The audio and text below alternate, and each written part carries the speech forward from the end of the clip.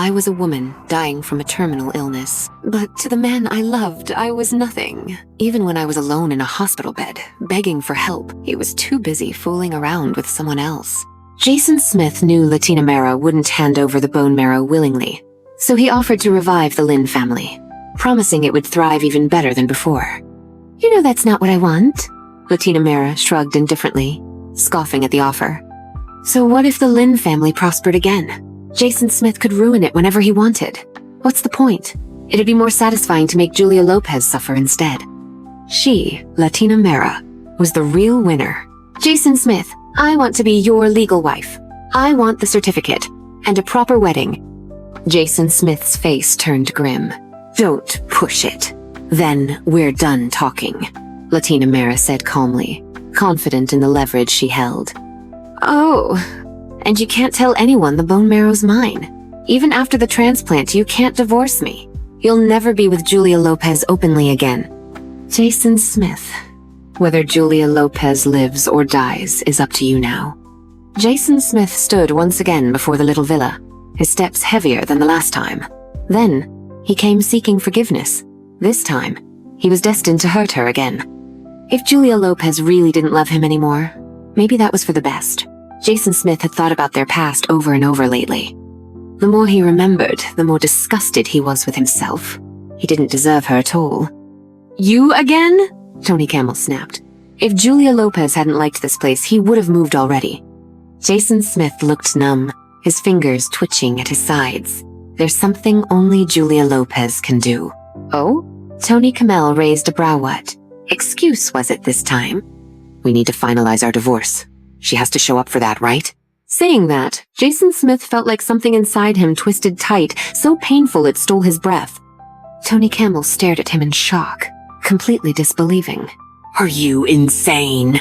No, Jason Smith replied. I just don't want to die a widower. Is that so wrong? The usually gentle Tony Camel finally lost control. He threw a punch with all his strength, aiming to smash that shameless face. Jason Smith, you fucking animal! Jason Smith fell to the ground, blood seeping from the corner of his mouth. He let out a bitter laugh. Yes, he was a beast, the kind that almost got Julia Lopez killed. With this man by her side now, Jason Smith hoped she'd never go through what he put her through. May her future be steady and safe, free from wandering or pain. When Jason Smith had nothing, Julia Lopez made him feel like he had the world. Then, he gained everything except her, and losing her hurt more than having nothing. He let Tony Camel's fists land again and again. A part of him even hoped Tony Camel would beat him to death. Without Julia Lopez, what was the point of living? Stop! A soft voice rang out, reaching both the furious and the broken men with ease. Jason Smith looked up, face swollen, and felt a wave of emotion rise in his chest. Seeing her felt like lifetimes had passed. Julia Lopez looked even thinner than before, her collarbones sticking out, her complexion far from normal. A strong breeze could probably knock her down. He remembered the old days, just the two of them, in a rented flat, sharing simple meals she made. He always ate with a hearty appetite and never left a scrap. Hubby, eat less, or I'll cry if your abs disappear, she'd tease, but still hand him another chicken leg. I'm gonna fatten you up into my little piggy, so you'll fill my whole heart to the brim, he'd say, dropping the leg into her bowl instead. The scene blurred before his eyes. He lowered his head, body shaking. How had it all come to this? At the Civil Affairs, Bureau staff followed protocol, trying to mediate, confirming again and again. Were they really beyond saving? The woman looked so ill, and the man clearly didn't want to let go. His eyes clung to her with aching reluctance. Was it that she didn't want to burden him with her illness? The red certificate was taken back, and moments later, 2 green divorce papers were handed over. Julia Lopez picked up one and turned to leave. Jason Smith followed silently behind her, wishing more than anything to pull her into a hug. But he couldn't. Don't go to my parents' grave anymore, Julia Lopez suddenly said. They don't want to see you. And don't disturb the peace of the 3 of us ever again. Jason Smith stayed silent for a long while, before finally saying 3 words. I'm sorry. Julia Lopez took off the necklace she'd worn for so long. Take this back too. It doesn't mean anything anymore. She didn't even know why she kept wearing it all this time. Now that she was taking it off for the first time, her neck felt bare, her heart hollow. But perhaps that emptiness was a kind of relief. It meant she could finally move on. Jason Smith reached out, his hand trembling uncontrollably. The necklace still carried Julia Lopez's warmth. He clenched it tightly, as if it could anchor him to her.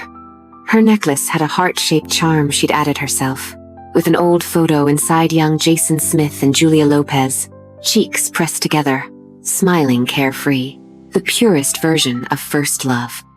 Back then, they thought they'd make it to the end. How did they drift apart and lose each other along the way? Seeing him like this, Julia Lopez turned away. Why pretend to be reluctant now? Didn't he know? When he said, "I don't want to die a widower," her supposedly numb heart still ached. A metallic taste surged in her throat, swallowed back with force. Watching Julia Lopez get into Tony Camel's car and speed away, Jason Smith rushed back into the hall, asking the staff to return the marriage certificate they'd just taken. "Sir, according to regulations, it's supposed to be destroyed. I'll buy it back, no matter the price."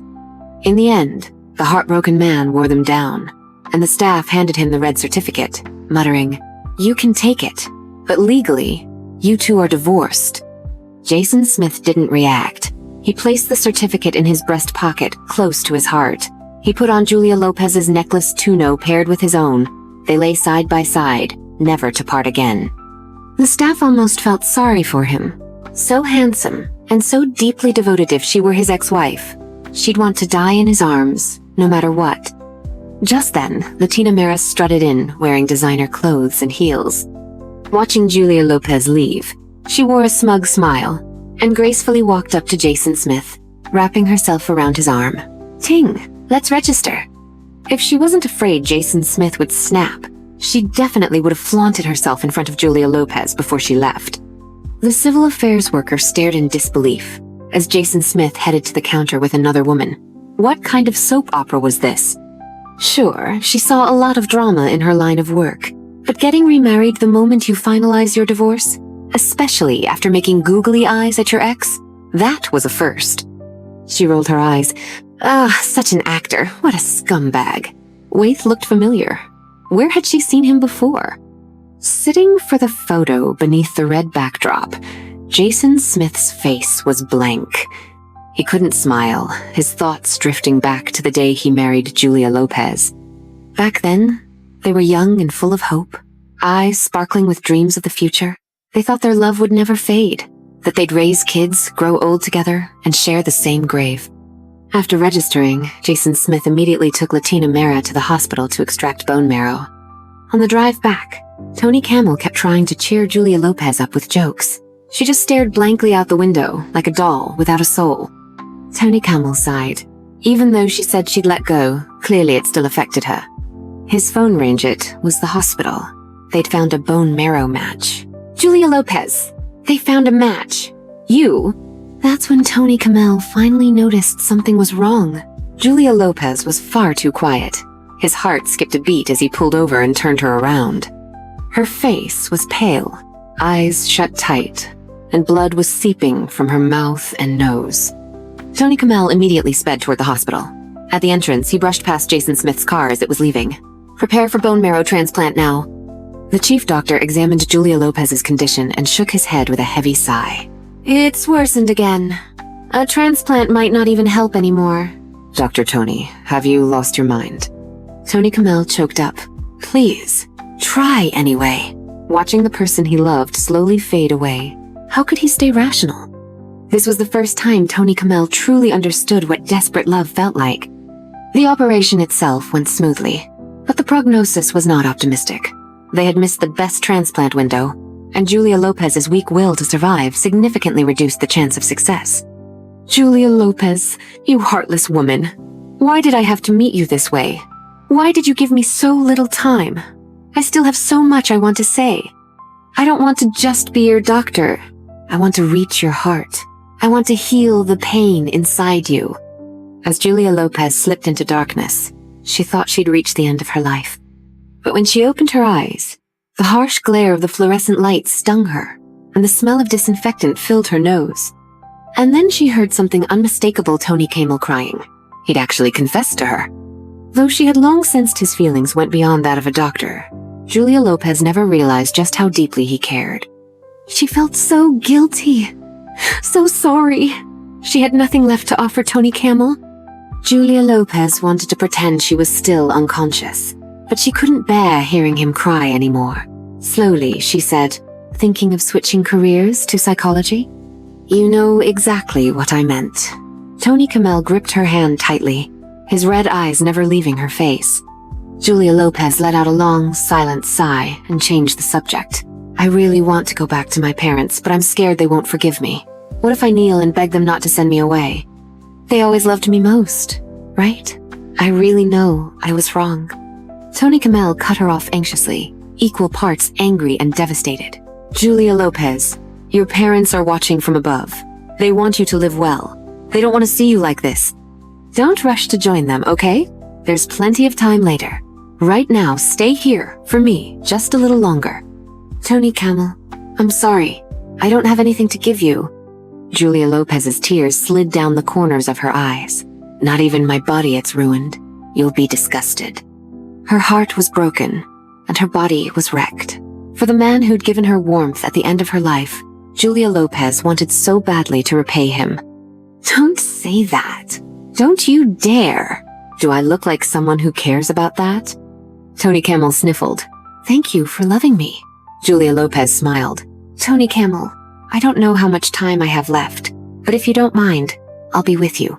Tony Camel froze, barely believing what he just heard. "I'm single now, after all." Julia Lopez didn't want to leave this world with a shattered, hollow heart. That would be too tragic.